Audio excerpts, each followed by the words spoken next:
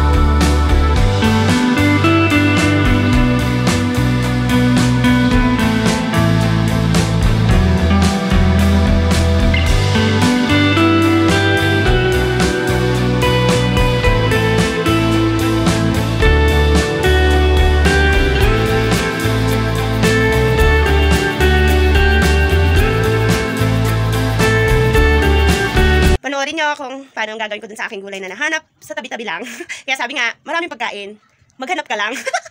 Madaming libre, hindi naman lahat binibili. So, yun, meron lang dyan mga tumubo-tubo, diba? So, atoy garod kakabsat, ay kat nerog yakon te agluto, ay kaya't ko garod tinunaw nga isang pao, mayat ko madano tilapia, ay kat atalang mo tilamas nga radyan te ripme, so nga sa atalat tati, apang ko niluton si ka. Ay kaya't ko tinuno, ay anak pa nakamubon siguro titilapia nga panpanunot ko, ay so aja yung tunok latatanan, yak mo niya si daun dayta, nga lamos. Tas aja bagong bakit ne, kaskastaan mitilo kano, ay kat nasursurok mata dyan, ti manmanang ko ken tatang ko nga, kasano nga, dik-dik ti